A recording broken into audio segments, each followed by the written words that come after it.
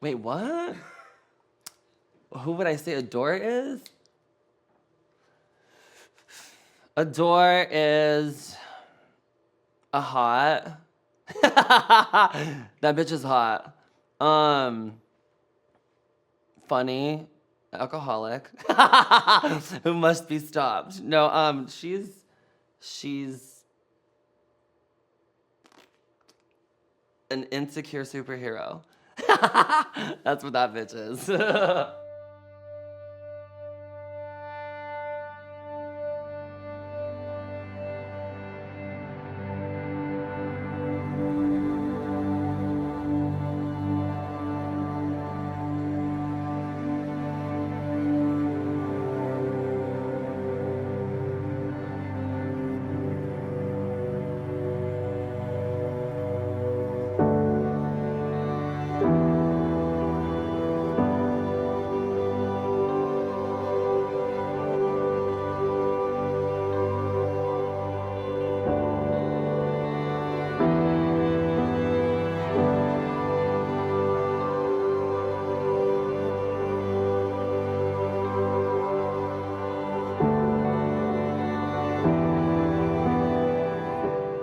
Adore before Drag Race was a loner. I mean, she still kind of is, but she was a baby that was on a television show briefly, and the community that she was jumping into didn't want her in the beginning. They thought that I was just kind of going from fish pond to fish pond, and that I was just gonna like take some of my internet fame that I got from my 15 minutes of fame on television back in the day and bring it to their community and kind of steal what they've been working for. And I understood that, but I also understood that I had to work twice as hard to kind of prove myself and let them know that this is the path that I'm choosing. And like, I always wanted to have makeup involved in my life with singing. And I think they got it after a while, but they were not kind to me in the beginning.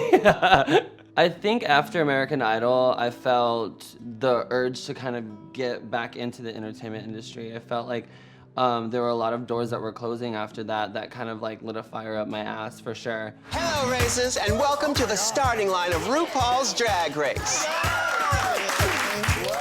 I was captivated. I was just like, there's no way there's an America's Next Top Model with people like us. I felt like the little babies are feeling now. I can't even imagine seeing that when I was 12. I'd be like, whoa, my life's gonna be so different. I even told my mom, she's like, you told me the same thing for Idol. I was like, I didn't even say, oh, this is something I want to try to get on. I was like, I'm getting on that show when I'm old enough. I told her that. I was like, it's a wrap.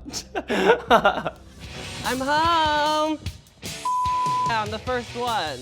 My name is Adore Delano. I'm 23 years old, and I'm a Libra.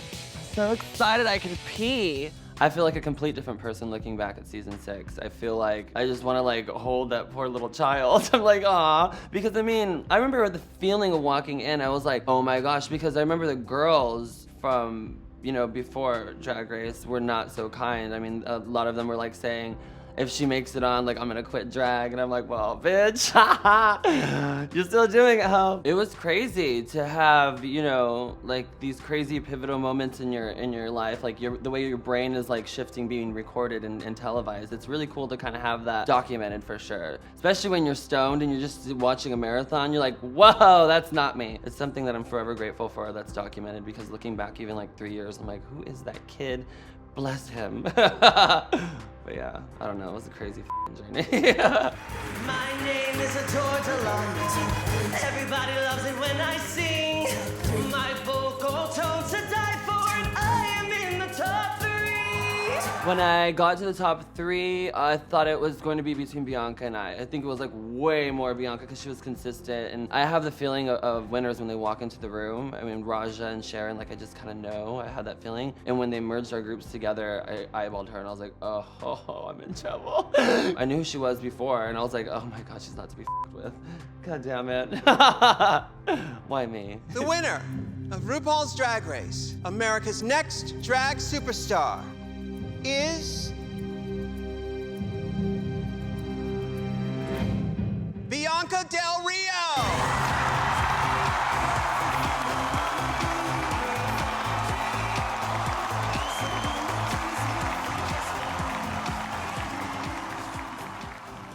I love this store. I Okay, we need coats involved here. When I'm shopping out, like I know exactly what I want to look for. Like I go to the flannel section. I mean, you can't ever have too many flannels. And I'm from LA. It makes absolutely no sense why I need all of these coats, but I feel like I need them in my possession. I know exactly what I like for sure. If it's like pleathery or if it looks like it probably stinks after the 4th show, I'm probably gonna want it. It's usually like this like Marilyn Manson black kind of furry like bear coat that goes kind of like a little below the ass. You can hide all your feelings in a coat and all your like things. Like it. You know how then I said that I felt like a different human on season 6? Okay, yeah, it's the same thing. Meow. Yay! My name is Adore Delano and I'm a messy slut. I'm known for being really messy. I felt, that whole energy was so bad. That was like after we wrote my 2nd album, and that was just at a really, really up place. I had lost my dad, hadn't dealt with it. I had flown and canceled like a few gigs to be with my mom and like my family, and I still was not dealing with that. And then I had some other personal issues, and I didn't want to do it, and I ended up doing it anyway, and that was documented, and I'm an asshole. And that's it. That's what it comes down to. I'm thinking of going home. Of tapping out? I think so. Why?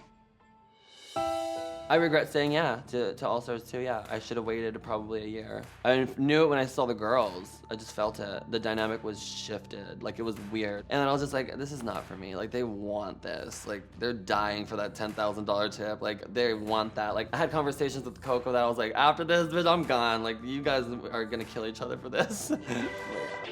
As I see Michelle outside, a bunch of emotions are coming. I'm upset, I'm confused. I watched the episode, I went home, I think in my house. I remember I was crying. I was like, it's embarrassing, it's humiliating. I made peace with it, yeah. I haven't talked about it in a while, but yeah, like I watched like recently and I'm like, who the f is that? Girl, get your together. I think all of 2016 I could have done differently. Yeah.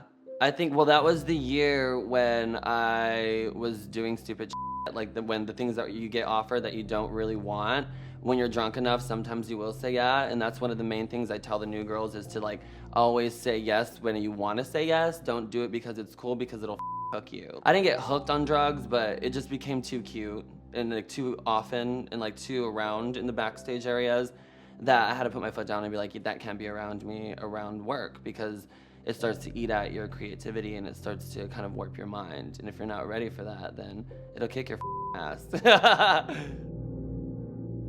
I learned how to balance my life and my work last year, I think, when I moved to Seattle. I was just like, I need to take back, you know, time for myself and kind of like gain perspective on what's going on and what's happening in my life and who's around me. I don't know. I just wanted to like not be popular for a second. And that sounds really stupid, but like after a while, like you just don't want to be seen. And it's like, I wanted that for a year. And like, even though like I did go crazy and I still was working sometimes, but I wanted just to not be so like, I don't know.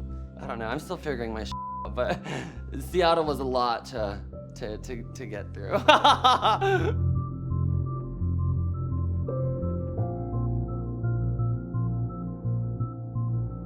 I just want to have happiness and success for myself and my family.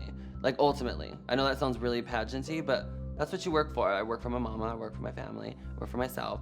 So I think that, and I wanna get into acting. But other than that, I mean, whatever. I don't think Adore's ever gonna die. She's like the leading superhero in my life. Like whenever I have to deal with anything, like even my lawyer tells me, like, honestly, like I have to talk to you like this, like what would Adore do? Like it's very that though, because you have to put on that kind of like gig, and I'm always like, okay, so she's my superhero.